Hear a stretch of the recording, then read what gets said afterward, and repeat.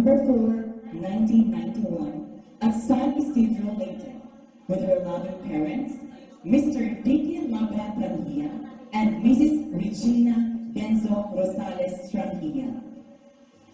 She started her formal education at Basud Elementary School and graduated in 2003.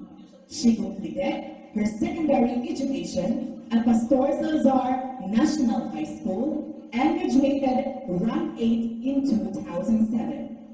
Because of her desire and perseverance, despite of being a working student, she still got her bachelor's degree in business administration, major in management accounting, last 2014 at the University of Cebu, Cebu City.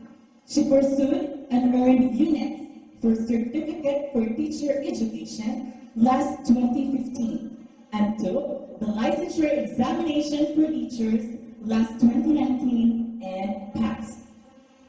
After graduation, she worked as front office associate at High Procession Diagnostics, Cebu City for more than a year. She also won of the Competent Internal Auditor for 2 years at Primary Structure Corporation, Cebu City. And the Banco de Oro Outstanding Loan Account Specialist, and now the honor of GRT Construction Services. Ladies and gentlemen, I am pleased to present to you our licensed professional teacher and a young proprietor, Ms. Ginelyn Rosales Trangia. Thank you, Sir Jason, for that very, very warm introduction. And of course, before further words, I would like to greet everybody a very, very wonderful, warm day. I really hope that this day is one of the most memorable day of your lives, especially for all the parents who worked so hard to support their children, their students, when it comes to financial needs, when it comes to physical needs, emotional and material needs. Parents, nanay, tatay, ate, kuya, congratulations. And of course, the reason why natin dili celebrate because of the graduates, di ba?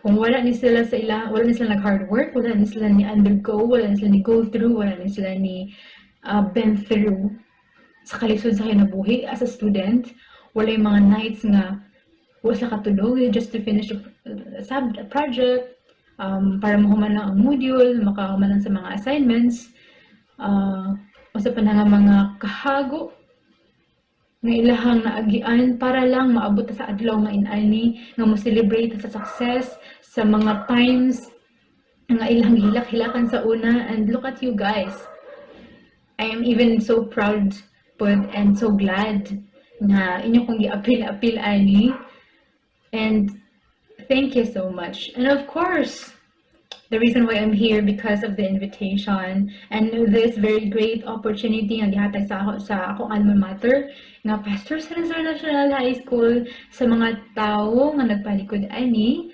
Sir Abihar, thank you so much, sir, for this opportunity.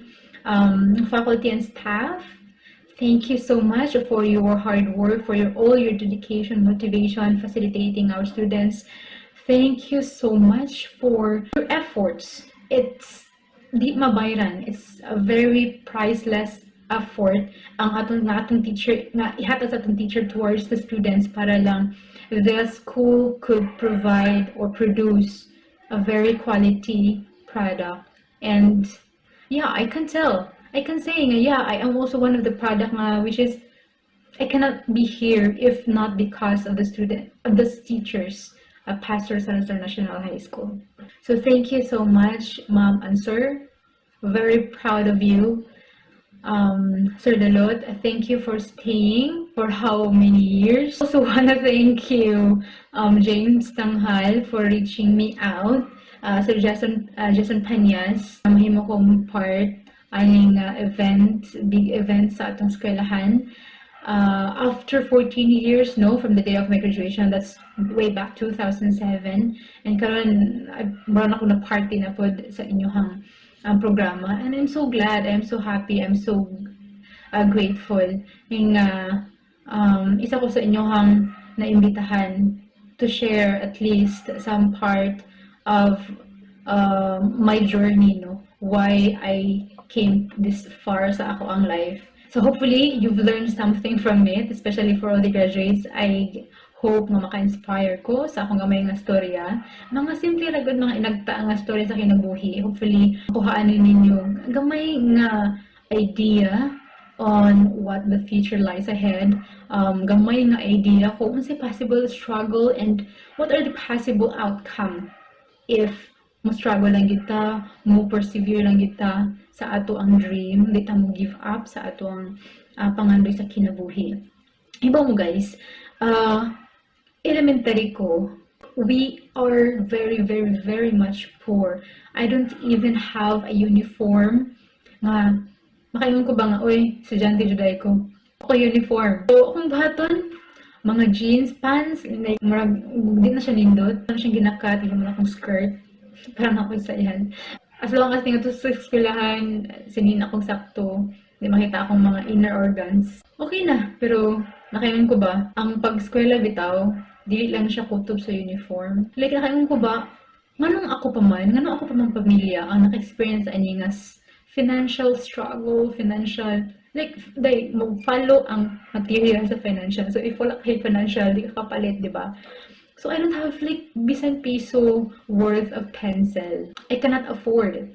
My parents could not afford it. Ngano, ilang palabihon ang asin. Kay, para lang nailasa ang pagkaon sa lamisa. Guys, amon sudan, buntag ug tuhapon, asin amon sudan, or sahay wali asin. Sahay na ay sabaw, na ay sabaw nga kamunggayan, na ay kamunggay nga gisabawan. Grabe ang struggle nga nakaingon ko ba. Ma ba, ay na lang ko ninyo peskila habi. Trabaho na lang ko. But because sa akong papa ningon siya, hala sige, ganahan ka, imong mga anak, mapareha sa inyo. Ganahan ka, nga imong kinabuhi, mapareha sa amo. Ngawang walang-wala gyud bisan piso. Or ganahan ka maparehas niya. Nga usa na ka maestra, ganahan ka maparehas niya. Trabaho sa munisipyo, o ganahan ka maparehas niya. Trabaho sa tindahan. Kung ganahan ka maparehas nila, sige, eskwela, bahala naglisod ta, bahala ko kwarta, bahala ko siya nila, so at sapatos, eskwela. Pero kung ganahan ka maparehas na mo, ganahan ka makatkat sa bukid everyday, sige, tara, uban ta. Ay, eskwela karon, sugod karon na kang eskwela. I know my parents wants me to go to school, wants us to go to school, pero it's their way of letting us realize ba, the difference of going to school, the difference of having an education, and difference of having no knowledge at all. Pero mga ito gipa-realize sa akong papa nga dili siya kutob sa material things, ang iyahang gusto para makatuon mi. Pero after 6 years ni-graduate dito elementary, ang ilahang gusto nga makatuon ko, nga mo-proceed ko sa another step sa journey sa education nga wa nila naabot. I am so proud of that. Kana lipa na kay ko anak guys. So ni-enroll ko og high school, then nagtuo ko, okay na akong high school. Guys, pero kung wala gid yung parents nimo sa usab nang tuwa yung pitaka, bisag unsaon ba nimo sila lugit. Wag yun. Bisan piso, wag yun. Pasalamat na lang ganin ko kay lamlam ng bulsa ni James Tanghal. Akong kuotan sa walang piso. Of course, with his knowledge, of course. Lalo man. So, di ba, ma-feed yan nga ni ko siya ang bulsa. So, bisan upang pliti, bisan upang kaon, bisan upang snack during recess, wala. I don't have the luxury to enjoy my meal. I don't have the luxury to enjoy my lunch, having meal or having snacks with my classmates. In fact, amo na lang gidaan sa basa-basa. Kunuhay nabasa mig mga libro, usahay kunuhay wa mig panggutom, basa na mig mga nobela kanang mga Precious Hearts romance. Mao na lang na para pang pastime ba? Para di mo ma-feel na, recess na di ay, and then mamantay ka. Mamantay ka. I even came to the point guys nga masa kaming buntod ato yung mga unsa nga sa bayabas. Hindi ko magpaduol sa akong mga classmates because I don't want them to know that wala ko sudan. I don't have a viand. I only have rice in me. I don't want to show them nga as in wala gid ko kay of course ang ego, di ba? Pero guys, sa kalisod sa kinabuhi, I don't find it as a reason nga mo give up ko sa akong life. Bisan nato wala ko sudan mi eskwela, but still I persevere because I have this goal in my heart. I have this dream. I have I know that I have a future waiting for me ahead. So mo nakaingon ko ba nga, ngano pa man yung mag-antos pa man ko, di ba? Nganong ako pa man i-mind, this is just temporary anyway. Sige, karon wala ko isudan. Pero kung di ko man kamot guys, sampun na ko nga isudan, di ba? Sampun na ko nga ipakaos ako mga anak in the future sa kung magbinyo magaling ko if ever. So then I realized na I should work harder. If I worked hard right now, I guess this is not enough yet. So I have to work harder. So mga to, yeah, I can't stay like this. I can't leave the thought nga, okay, enough na sa akong eskwela ko, bahala ko isudan. No guys, grabe natin ego po, di ba? It's one of our driving force po para mo work hard, at least mo level up or mo elevate atong status atong kinabuhi. So after those trial guys, nakayon ko ba nga, mas may nain akong buhaton, mas may pwedeng paagi nga at least kani siya ma-alleviate ni siya nga gamay nga kahago na ako nga struggle nga shame somehow or pain sa akong heart. So what should I do? Should I continue living like this? Should I continue depending on my parents para support resign ko sa eskwelahan? No, di ba? So what I did, I went to San Isidro sa Lungsod and asked stores if they need part-timers every Saturday and Sunday, because of course I cannot work during weekdays because I've been studying. And so far, Miss Brenda Yabut agreed, okay, sige, if you really want to work while studying during weekend, you can come here. I'll pay you 50 pesos a day. And that 50 pesos a day is good enough actually guys to support me sa akong mga needs in that week as well as my brother's need. Sana makasnack na ko, makaon ako gamay sa recess. O sa actually katong canteen before, manguha kami dito. So ako nakag-utang actually dito. But the good thing is, there are a lot of people nga maayo naturally, murag good-hearted din sila, and they are willing to help, and they could easily assess if that person or that student needs help, needs this kind of thing. Dali quick kay ilang response ba because they have the heart to others as well. So that's also the reason why I don't give up in humanities. Kay bisan og sa kalisod na ako, I don't have nothing, I should be like treated mga normal. Like if you are not good enough, if you are not wealthy enough, you don't deserve the treat richer people receive, diba? But I still believe in humanity. So mga na to, 50 pesos a day for 2 days in a week. And that 100 pesos enough for me to, enjoy my weekdays. At least makakaon ako during recess, na nakoy pang lunch gamay, na nakoy sudan. And I guess that's the beginning, guys. I guess that's already, I'm already second year that time. First time na ako makasakay og motor nga ni plate kog 5. Because, yeah, I got a lot of coins in my pocket na. It's 400 pesos in a week. Like, masaon na ako paggasto. Like, hala, if mabudget yun akong 5 pesos a week, mas magaling 100, di ba? So, maybe because of secret wala na guys know why bisa na nakagamay ang utang. I know it's so more funny kay kagamay anong 100. I'm so happy feel na ko nga dato kay ko.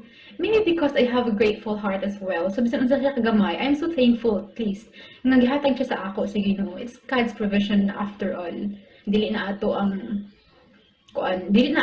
effort actually. It's God puts you there to have you that. And it goes on until 3rd year probably after summer. And then pagka 3rd year dito na nag-start nga murag unhini man ng store. So I went to my teacher, my biology teacher, which is Ma'am Pitogo. I guess everybody someday knows who Ma'am Pitogo is. I guess she's teaching already in SI.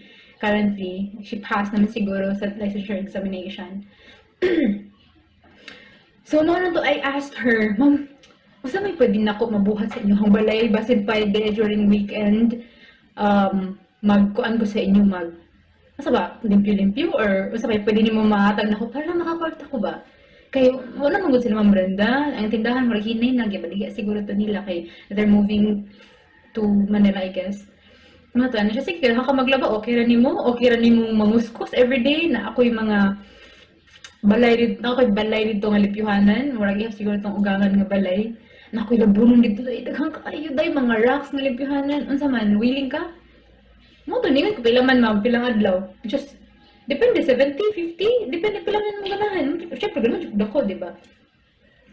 Actually 50 ra to ang iyahang ingon sige 50 lang sa tasugod lang taan na. Then nakaman ako bahla 50 ko human every Sunday muli ko magmotor ko kay wala na grains siguro to or wala na koy masakyan ba pauli. Wala koy bus masakyan.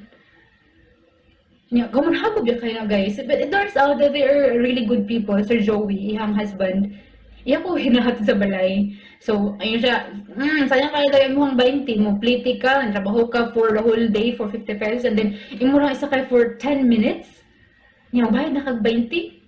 Tay! Kaya injustice ba nang kinabuhi mo, to iya kong ihatod. And it goes on and on, like until 4th year. I don't know if some of my classmates know about this. I'm not even sure if my teachers know, some of my teachers know about this. Kaya syempre, nabi siya sa faculty, di ba? So, mauna to, actually guys, it goes on until 4th year. A week before my graduation, I even went there. Para lang makakwarta ko, like, I have to earn gihapon. Gusto nung pag-graduate na ko ba? Kaya, dahil, basta nagtuo ka ba nga, actually graduation na humanang struggle, okay na. But no guys, akong graduation, I have to pay for my own toga, I have to pay for my own kalo, natawag na. Basta mo na siya, you know it already. And I have to, of course, it's one of the lifetime experience. Kung pasok ka, graduate ka, di ba, mga graduation, pero kung ganahan kang balik-balik, ganahan ka may experience na again, then pwede ka mabalik. But of course, wala, I've been working on it, di ba, for how many years, nagmabalik ko da. So, I have to work, I have to earn, para lang makabayad ko sa rental, sa ako ang gown. Gown ba tawag na? Okay. Sa akong toga, kung kalo. And of course, at least na ako yung bagong shoes nga akong ipaso, irampa. At that time, guys, actually, naglaki lang gamay pag-ana kay hala, uy, pahuman ako high school. Wag yapon human ako akong struggle sa kinabuhi. Wag yapon ko na human ani nga kalbari sa kinabuhi. Nga naman, like, sige na lang, kasi pa man mahuman, guys. Lord, kasi pa man mahuman yung taong Lord, oy. Basta forever na ni. Basta may nga, sige, dili ka magbukid, pero maglabandira ka the whole time of your life. Di ba, parang, kita po na, di ba nahunanan? But I know, I believe in God. Ano ba itong Ginoo sa Jeremiah 29:11? Because I have plans for you, plans to prosper you, to give you hope and a future, not to harm you. Dahil medyo nabali-bali siya, pero that's the thought, plans not to harm you, but to give you hope and a future. So, at that very young age, mo na lang yun akong ikuptan, mo na lang yun ako ang pag-asa nga, sige Lord, sa mga ganing mo ang plans sa akong future, bisa rin ano yun ka-struggle ka rin, but I believe in you. So, I really believe na ako yung brighter future ahead of time waiting for me, na prepare for me. So guys, in God's grace, ni-graduate gid ko like,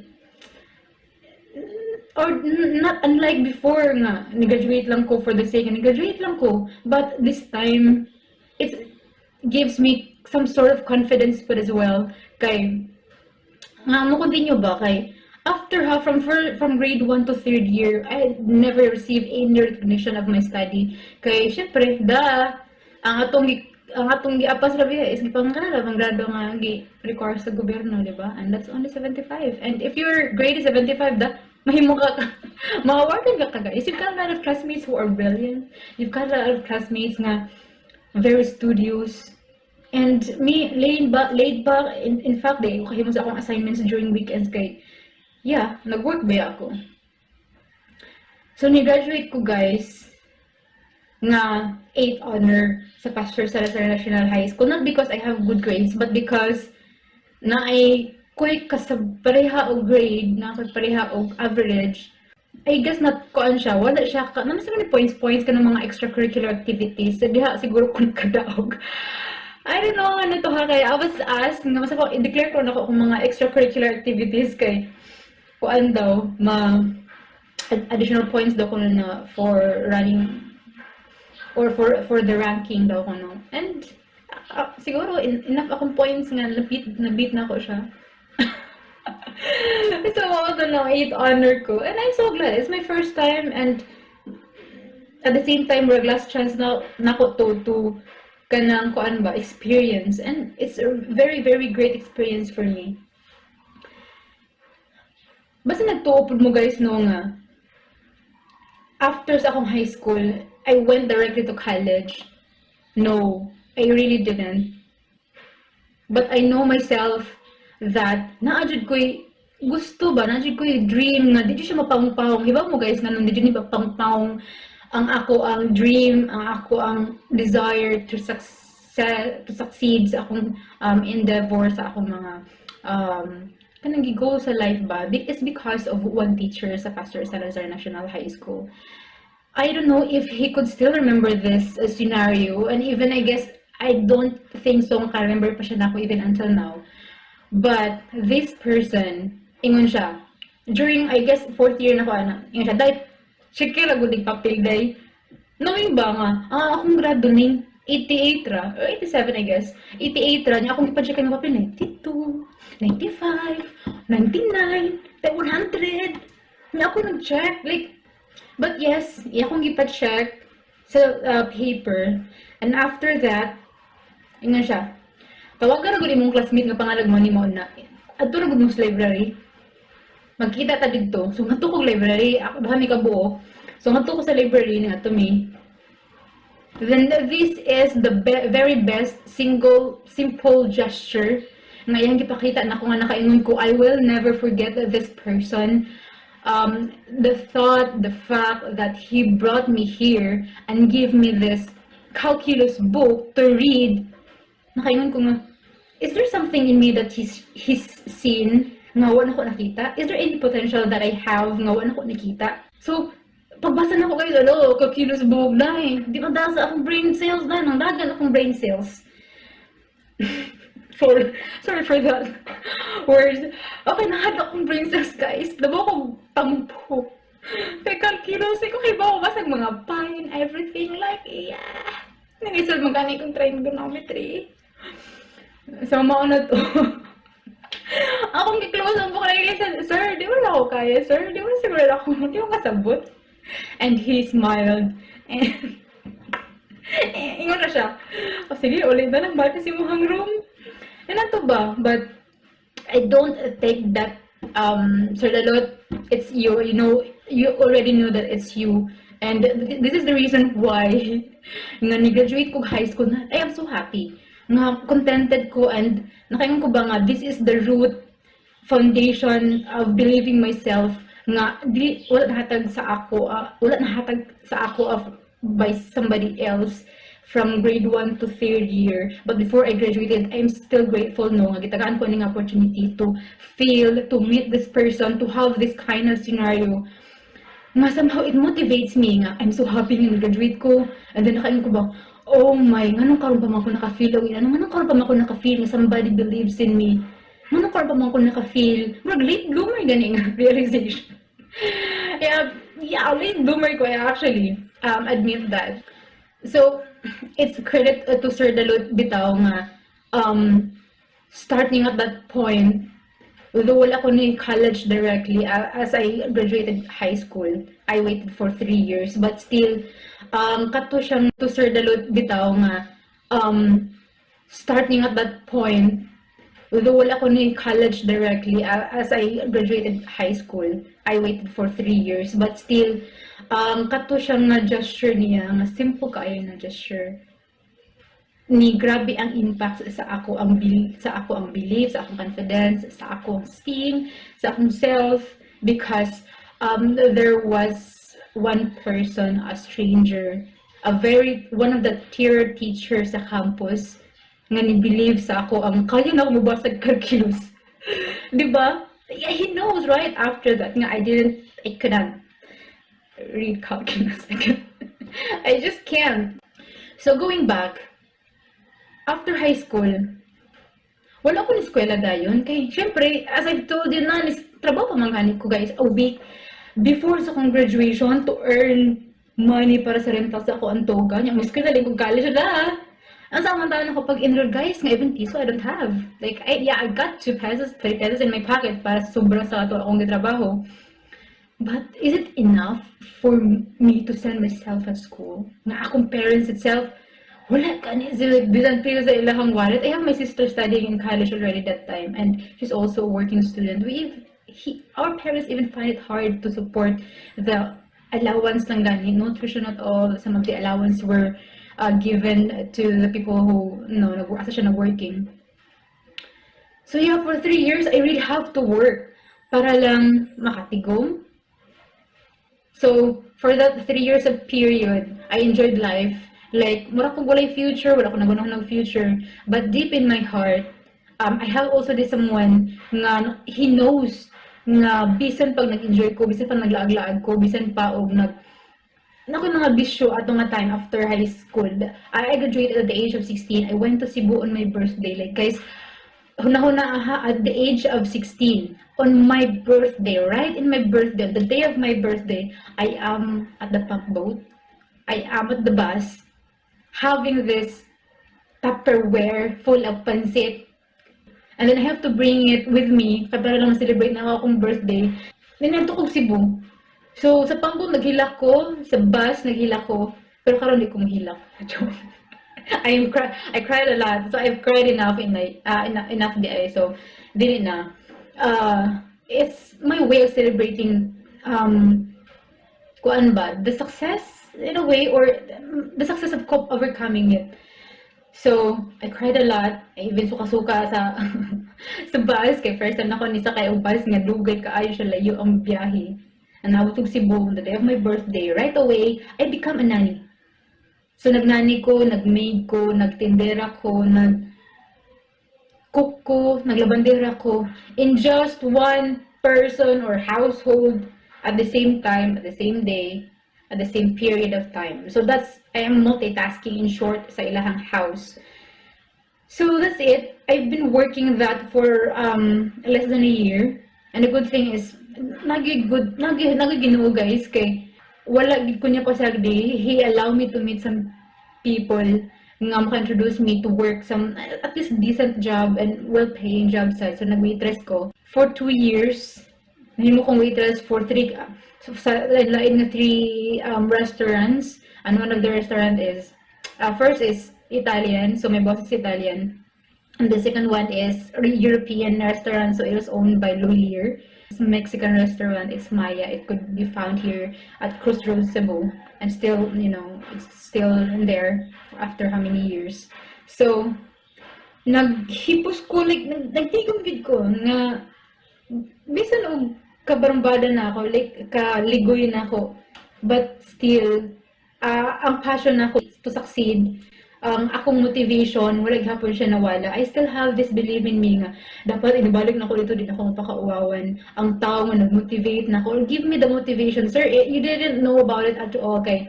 Wala dyan ako gi-share, no? But, yeah, I plan to go back and say, you made it because of very simple gesture, you made someone from this to this. After 3 years, niskwela ko college, working student, eskwela ko buntag, trabaho ko gabi. If mag-overtime pag yun, di ko eskwela buntag, eskwela ko afternoon. Kaya naman ko klase from morning to afternoon, so kaya late naman ko. Pero may ako inon sa akong teacher, dahil early na kayo galay para sinusunod na subject. And they understood why I'm always late because they knew nga nag-waitress ko sa gabi. And I worked for my tuition. And happy na pud ko no nga. There are lots of people who are very understanding, very considerate, and passionate sa ilahang work. So, it goes like that for about 2 years. Nga nag-waitress ko, working and studying. Guys, siguro the perseverance and siguro and gratefulness sa heart. Like, I'm so grateful for the people who helped me and the people around me nga, wala ko pasagdi. And God maybe sees me like, oh, wish siya ni-give up, bisan sa ka-struggle sa iyang ginabuhi. Wala man siya ni ping-it, wala man siya ni, Lord, din na ko, Lord, kapulit kayo. Wala, it never crosses in my mind ako ng buhaton. So, it's, step by step. So, okay, naka-experience na ko ato. And maybe God sees nga, okay, Jenny, you're done with that. I have to put you somewhere nga, medyo relax na po. So, he introduces me this guy. At that time, he is a supervisor of Apo Cement. I know if you're familiar with that. He is a supervisor, he's from Ormo, and we talked a lot. And then that time he said, Jen, hindi ka po yan. Like, I myself is a full-time student, and I even find it hard, no? Ikaw man ikaw working at the same time studying. Are you okay with that? I said, I have no choice. I have to do this because I have a dream in my life. I have a goal to achieve. No, na siya, John, why don't you come with me? Like, I can give you a lighter job. You can do it anytime you want during your free time on the daytime so that at night napaka-free time nga mag-enjoy sa imong life. We could go out, we could hang out with some of my friends and introduce you to them. And yeah, of course, it is an opportunity nga hatag. It's an open door, no? It's another door nga open for me. So I cannot say no because I know that it's God's way of moving me from this to this. So yeah, it goes on. I worked for him for 2 years until I graduated fourth year. So I graduated management accounting at University of Cebu. So it's no longer that difficult. Can naka-earn naman kung enough money nga. I don't have to work so hard, like very very hard. And like my second 2 years sa college, and then I graduated. And then ingon siya, Jen, what's ba plano nimo sa imong kinabuhi? Anak ko, sir, the reason why gikuha ko ani nga course because I want to own a company. Like, I want to be a businesswoman, but I don't know how to do that. Ano siya, you have to earn experience first because experience is a great teacher in our lives. So you have to gain knowledge from other people that you've met. You have to build a connection. You have to, be wise in the real battle because it's very, very different if gikan ka sa pag-eskwela diretso kag negosyo rather than trabaho sa katrabaho, struggle, meet people, learn from them, and then basin pwede na, di ba? So I followed his advice, and during those time, it's not that him that is helping me as well, because we realized that more give and take ba. We met because God has a purpose, and I could also help him. So he become a plant director. At this moment, he's still a plant director, and we're very, very good friend as well. Spiritually, emotionally, mentally, maybe helped him to cope up the depression that he has during katanamatay ang higsuon. So it's a give and take scenario. So opportunities knocks once, and we should grab it. Mo bitaw nakaingon ko ba? Yes, there is always a light at the end of the tunnel. And guys, believe in that. Believe in God. Believe in yourself. Choose the right person nga could give you the great opportunity. And guys, daghang opportunities nga ihatag ang Ginoo nato, but it's up to us if are we willing to grab it? Are we willing to risk for it? Are we willing to risk our lives para sa goals nato? To the point nga ma-rest na po na. I-rest na lang po nato nga. Diba, harmful way. But if there's a great opportunity for you, do not waste it. It's very seldom. It's very once in a lifetime opportunity. It knocks twice in our life. Normally, it just knocks once. So grab it. Be grateful. Start with a gratefulness in your heart. Might it be good or bad na happens in your life, guys, be grateful with it. Take it as a challenge sa inyong kinabuhi. Ayun na siya, yung basura na nimo kalibutan, basura na nimo Ginoo, basura na nimo parents, because you are like this, because you have that, you don't have this. Guys, it's a challenge and it makes you stronger if you embrace those hardship that you've been through, that you're going through, that you've been through. Like, be strong, be motivated, have a grateful heart as always, and never forget for the people who helped you, put you in there, who helped you to step forward, especially your teachers right now. You are graduating and your teacher will still be in the school, and while you were walking out from the school looking for a greener pasture for your lives. Starting today, I would encourage everybody to start with a positive heart, positive life, positive perspective, very optimistic, attitude ba towards life, and start with being grateful sa inyong teacher, sa inyong parents, and encourage everyone to at least say thank you to your teachers that sa ilahang mga struggle and efforts nga ilahang gibuhat sa during sa inyong pagstay sa Pastor Salazar National High School. Thank them by way of saying thank you. If dili murag awkward kay sa inyo, you can send them a message, you can write a letter and give it to them, or social media is all around the world, so you can text them, you can chat them, tell them why you're grateful. Be open, kay it could also motivate us, it could it will impact positively in our hearts. At the same time, it could also motivate our teacher to do more effort na mo-inspire pa sila og students like us, and in that way, once na maka-inspire pa sila og student, you will not just the good product na ma-produce ni Pastor Salazar National High School, they will be more motivated na ma-produce pa og more good caliber product, or I consider myself as a product as well. So inana, diba, it's give and take, it's two-way, what they call this, motivation, inspiring. So it will not end there, your journey will not end there. So yeah, I encourage everyone, before I leave, before I end this video, I encourage everyone, students, graduates, I'd like you to say thank you. Sincere thank you to your teachers who helped you, who inspire you, and guys, keep that in your heart as always. Kay bisan asa mo mabutang, if grateful, if positive ang inyong attitude, walay makapildi ninyo.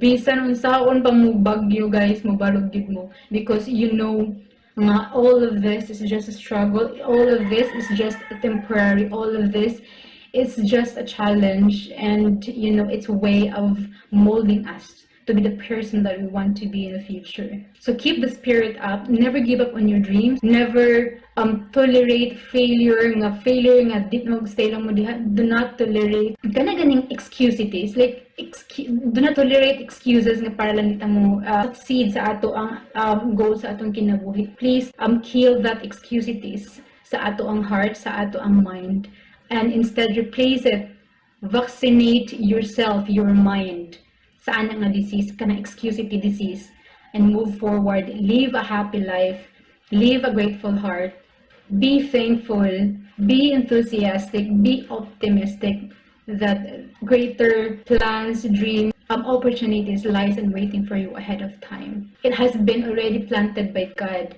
and it's all up to you to work for it, work hard for it, climb into it, because it's there na actually.